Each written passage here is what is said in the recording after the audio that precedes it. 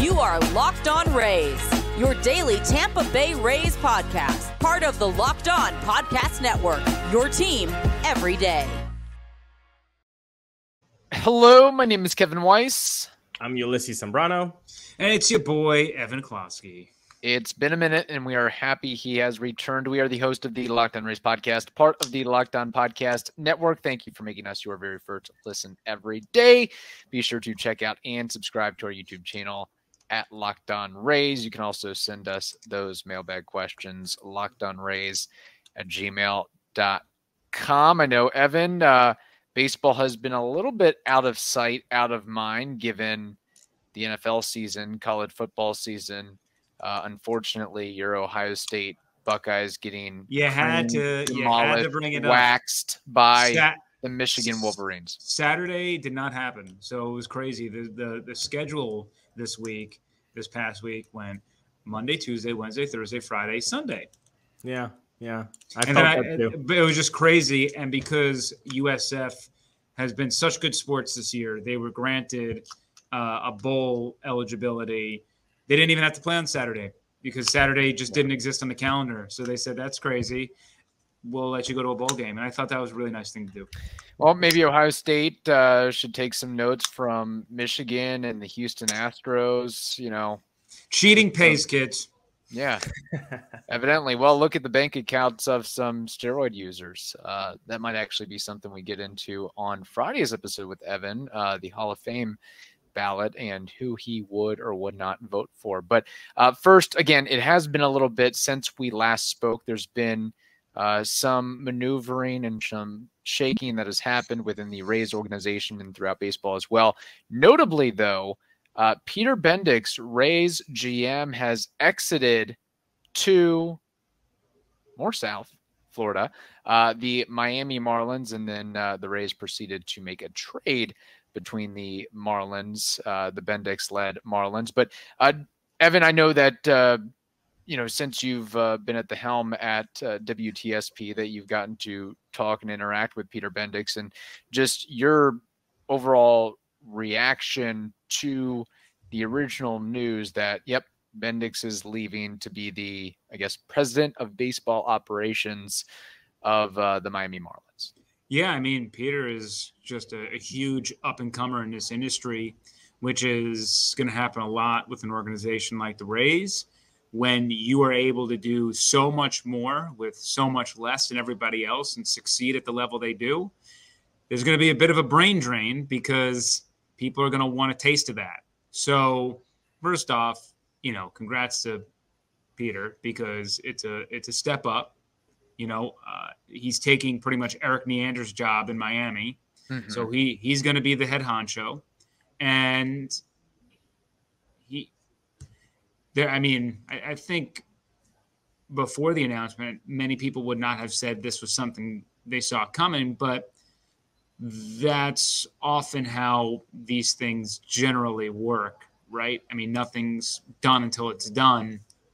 And everything until then is just trying to get it figured out. But Miami is really, one of those teams that has tremendous pitching. Their hitting kind of stinks.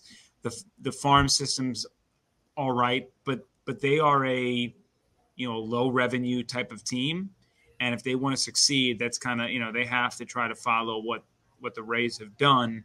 And the fact that they're also in state, I'm sure made it pretty desirable for Peter, considering, the move for his family is 4 hours south. So, you tip your cap, and that's just part of it.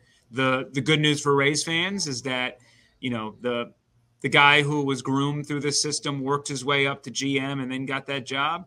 There are other Peter Bendixes within this organization. There are other guys or women, I should add in there, that are going to have opportunities to prove themselves, and they're going to get promotions and things will materialize, and then they'll be the new up and comer, and then they'll be taken. So that's what kind of happens when you're an organization like the Rays.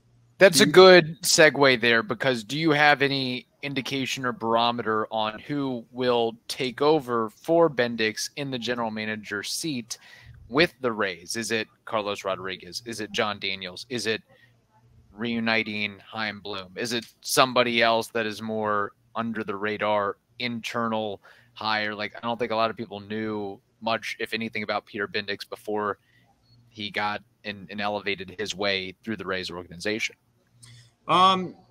The only thing I could say is that they're just going to take their time with it. I don't think there's any rush. I mean, again, this is all under the Eric Neander umbrella, right? And it's a little bit of a delegation from Neander to the GM, right? The GM has say in player maneuvers and whatnot, kind of day-to-day operations. But when you have sort of the structure in place that they do, it's really hard to figure which way they would go. Chaim Bloom is very interesting to me. I would argue that he probably has the resume to still find a similar type gig elsewhere. Yeah. I think that he personally got screwed in Boston. He kind of completely revamped that farm system. You know, they have a ton of great prospects, and he reshuffled that organization to be spending less money. And I know he kind of stubbed his toe in how he presented the Mookie Betts trade to fans and how he explained it. I think that was maybe a misstep by him. I think he lost trust of the fan base, and that's something that, you know, you have to He was the scapegoat. He was the guy that took the fall. Yeah, he was. And what I'm saying is that's true. He didn't help himself out either. But I think in general, he got used. Like, come fix our problem. And then after, when we believe it's all fixed and shiny, go on, because our fans are pissed. And now we're going to maybe spend more money again, even though the directive was to kind of clean up the books. And, you know, the Fenway Sports Group also, it seems like they're one of those organizations that, you know, they're going to bring in franchise, you know, they own a lot of entities in the sports world, and, you know, they flip them.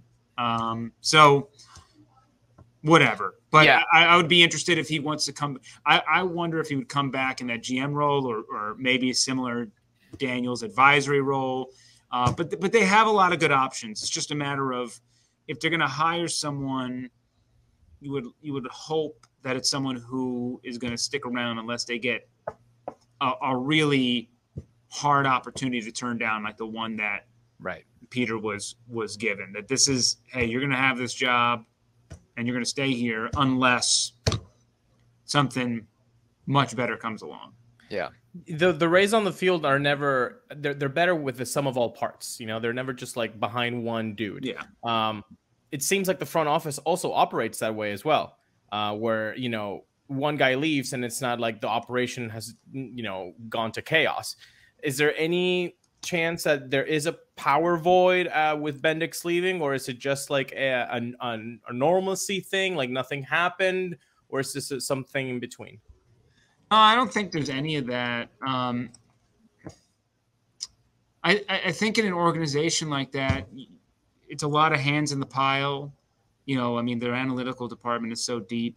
The number one thing I guess I would say is that you really want someone in that GM role who understands how to manage all the information. I think that's the most important thing. It's not necessarily something that fans are going to notice on a day-to-day, but I don't think many fans truly understand how many hands are in the pile, how much information is at their fingertips, how to handle that information, how to disseminate that information, and how to make all the mechanisms of the internal departments work together in unison, right? We see a little bit of that in clubhouse orientation, but how do we see that from a team-wide view, a really a big picture type vantage point? So that's why it's really tough to really weigh in on that, because a lot of this has to do with internal relationships and how one understands how to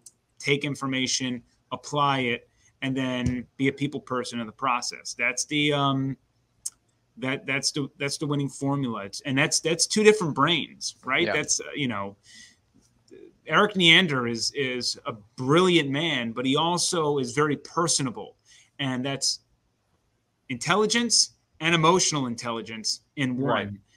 And a lot of people, they have one and not the other, and that doesn't necessarily make them a good candidate for management. It makes them a good worker, or it makes one. It makes them a good rank and file, but not a leadership type Yeah. role where you're answering and giving directives and taking directives from above and below. Correct. So, all right, we have more to discuss, but we have to tell you this. Score early this NFL season with FanDuel, America's #1 sportsbook. Right now, new customers get $150 in bonus bets with any winning $5 moneyline bet. That's $150 if your team wins. So, if you've been thinking about joining FanDuel, there's no better time to get in on the action than right now. The app is super easy to use, and there's a wide range of betting options, including spreads, player props, over-unders, and beyond. So visit FanDuel.com/LockedOn, LOCKEDON, to kick off the NFL season. I'll repeat it again, FanDuel.com/LockedOn to kick off the NFL season. FanDuel, they are the official partner of the NFL. I'm not sure what Peter Bendix' contract is and how much of a step in salary he is making beyond what he did with the Rays. I'll just say this.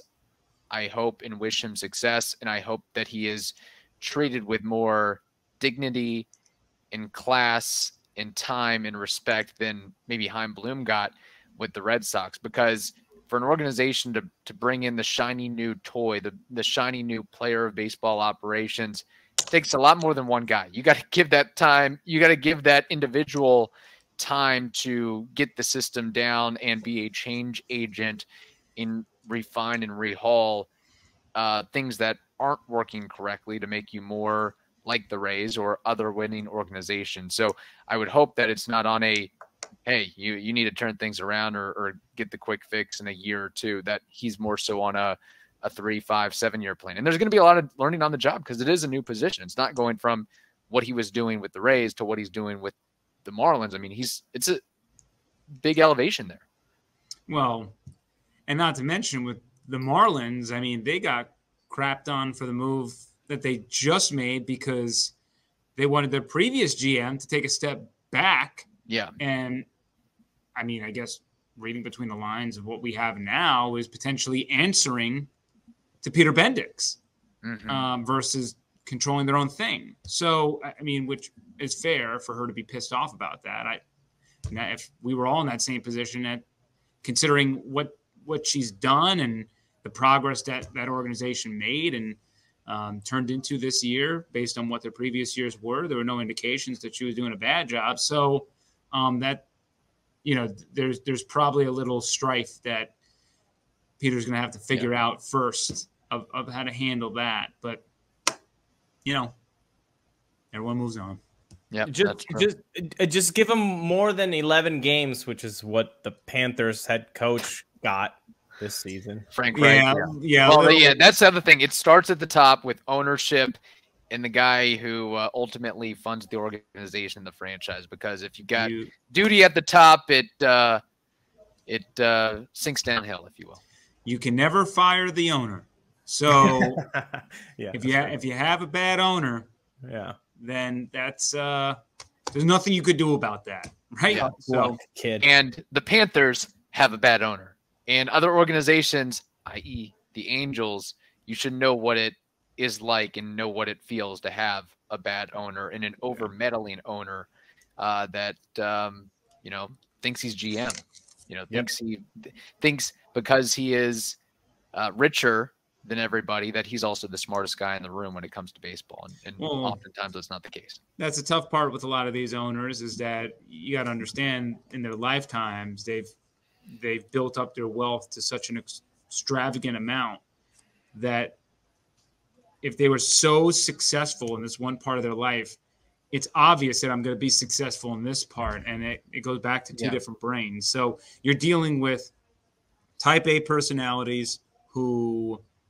have had a lot of success in their life, produced a lot of success. You can see it in their bank statements, and there's a lot of hubris that comes with it. Yeah. And when they answer to themselves, you got to fall in line. Yeah. And that's where it's good to have a guy like Neander's personality and smarts, where you sort of have the Midas touch. And I think Stu Sternberg, I mean, we know him as bringing aboard a winning culture and letting the smart guys in the room take over, but having that personality to jive and get along with the owner and kind of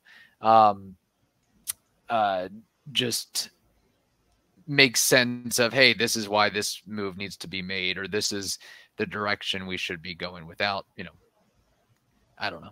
I don't know where I'm going with this. It's just, I think you were be able to trying get to along with the owner. You were waxing poetic about a Neander, but then you also wanted to throw some kudos to Stu Sternberg, and that's okay. Yeah, I think I can do that. Way. Yeah, with the good things that they do, I think the best thing that Stu Sternberg does is basically saying, "Hey, this is your job, Neander. You do that." He's no Artie Moreno. Yeah, we would like more money, but at least that. I would rather have this situation than signing Josh Hamilton and signing Justin Upton and signing Anthony Rendon and signing, all of these guys, CJ Wilson, and just become Alberto Pujols. Exactly. Yeah. I'd rather have what we have. Having said that, Evan, does Erik Neander have the directive from ownership that payroll needs to be slashed and dashed before opening day 2024? It's and not the place to do that is trading Tyler Glasnow, Manny Margot, and or Harold Ramirez. It's not necessarily a directive, but it's the belief that, first off, as of right now, their opening day payroll would be the highest ever. Almost like double the highest. I was going to say, like by a good margin. So like 170%. Well, no, I got my math wrong. Not that much. Yeah.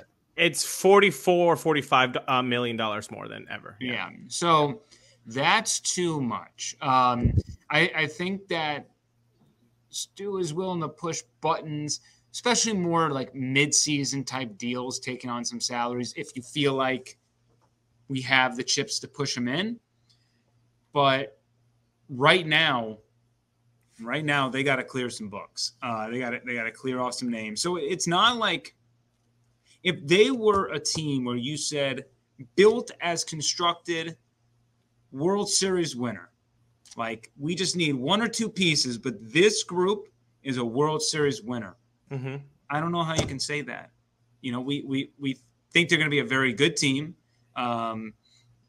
Projections like them once again, at least on FanGraphs. I was looking at it yesterday actually, and I think they're projected for like the second most wins in Major League Baseball. So does that include Wander Franco being on the roster? It does. So yeah, I mean those questions matter, right? And if Wander's not on the roster, he's still not making that much money yet.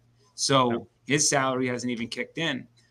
And before all the things that have happened with Wander, which we don't have any information on, again, it's just one of those things you got to let the situation figure out itself.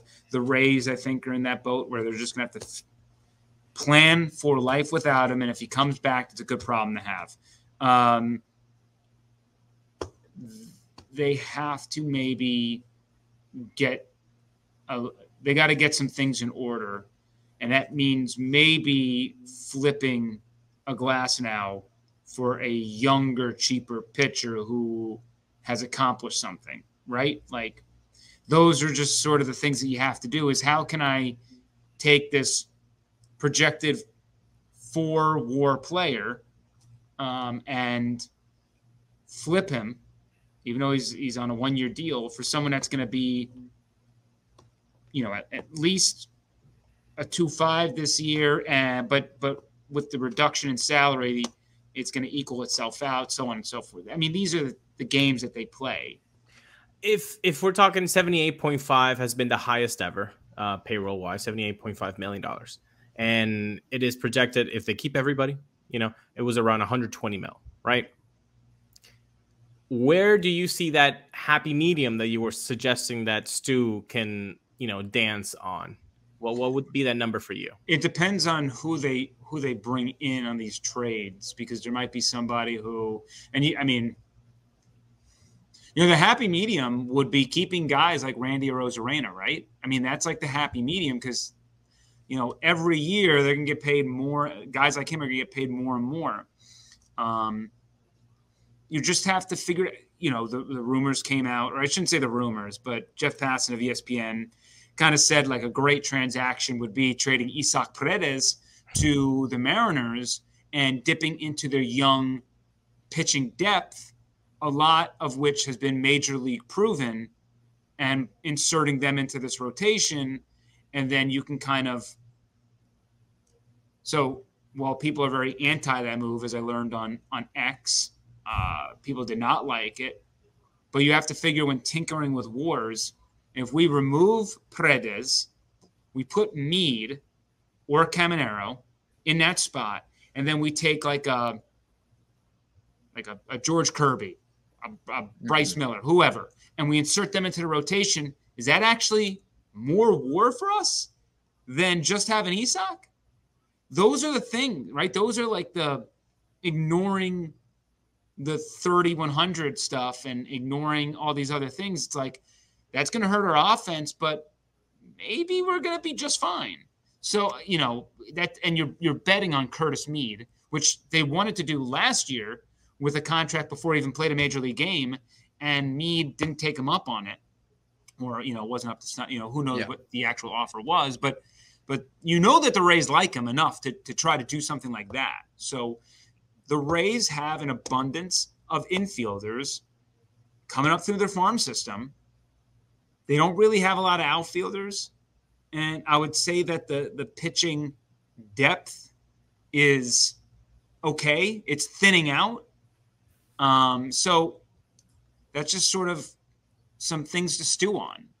No pun intended. But that's why it's complicated, because it's not necessarily like let me throw Glasnow in a 1-for-1 type deal. It could be a whole package, and it could be a whole consortium of people to really kind of, you're removing a plug, so you have a hole here, and you're going to fill up another hole over there and shuffle some things around.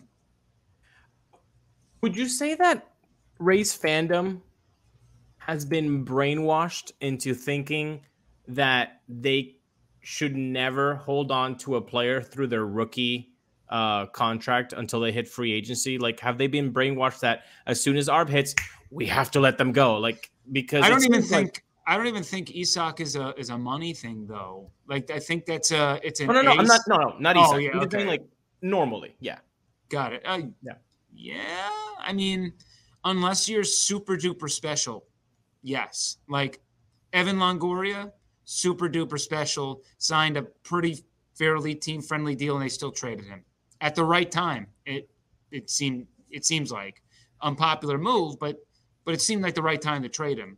Wander Franco, before everything, super duper prospect and player, was given a deal that, assuming none of that stuff happened, right? Like, if we just ignore that for a second, that would have been a great deal long term.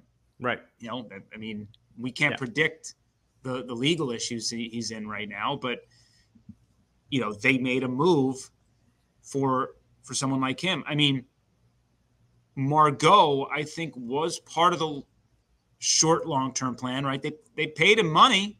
They gave him a decent deal for the Rays. They gave him a pretty decent deal. I mean, he'd be like the third or fourth highest paid player on the 2024 roster. And Margot, it was not a good year for him. And there's no way. I mean, you're going to have to give up something and Margot to get him off the books. Couple questions here. One, out of those three names, Margot, Glasnow, Ramirez, who is the first to be traded by the Rays? That's tough of like who's first. I just imagine that you want the Tyler Glasnow situation figured out, because that probably sets off like your next set of moves, right? Like, he's a pretty significant player.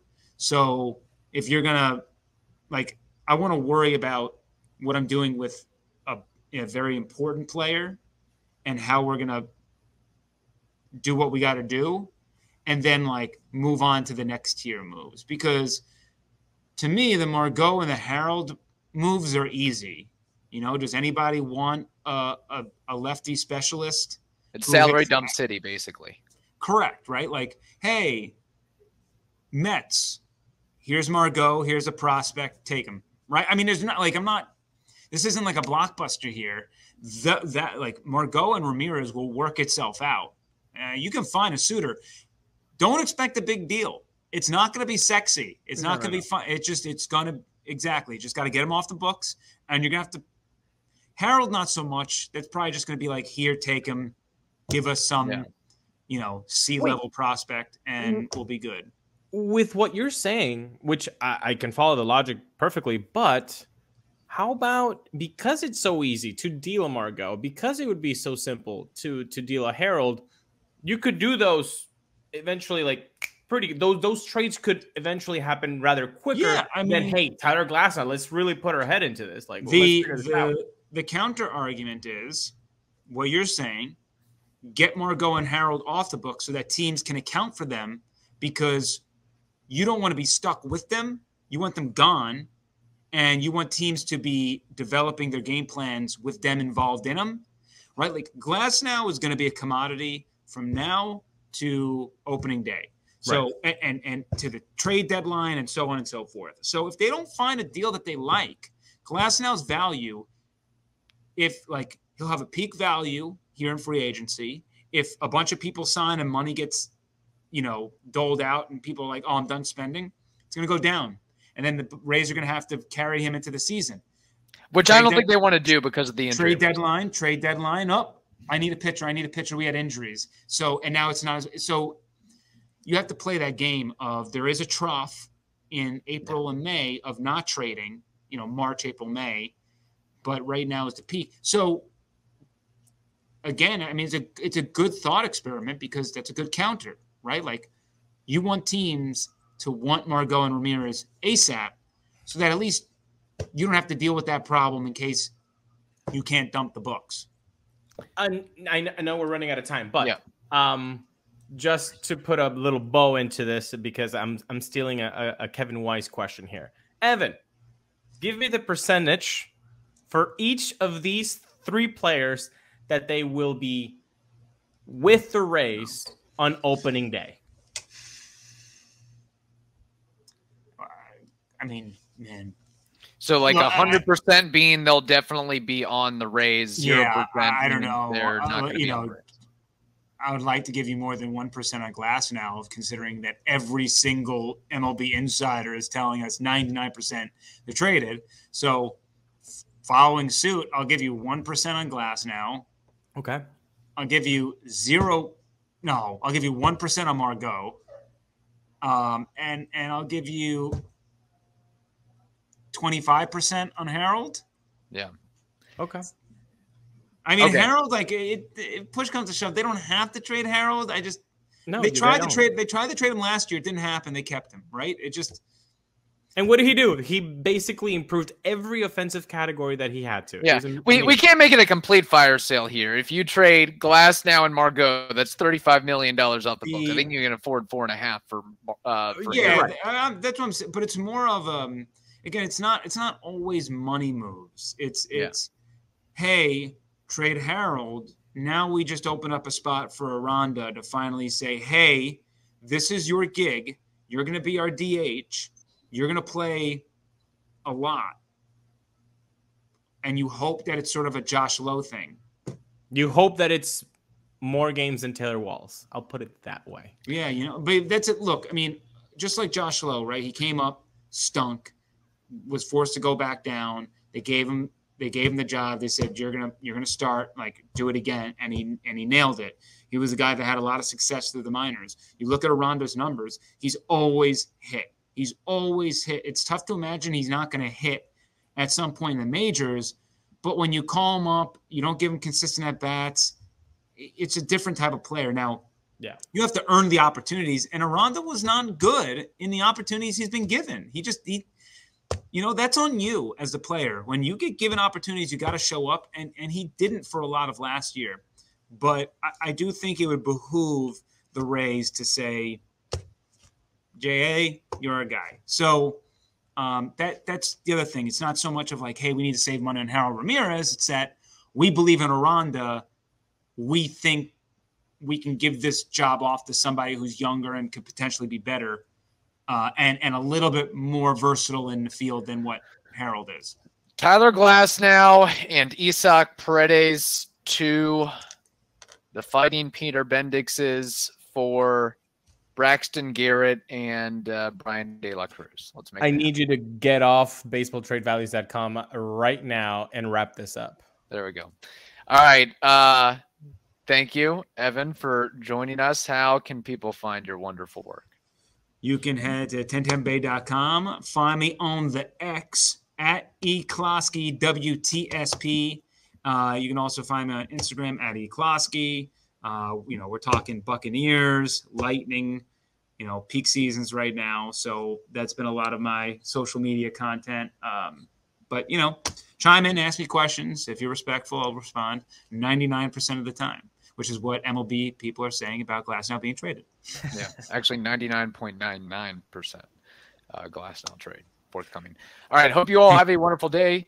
Stay safe, and we will talk to you tomorrow.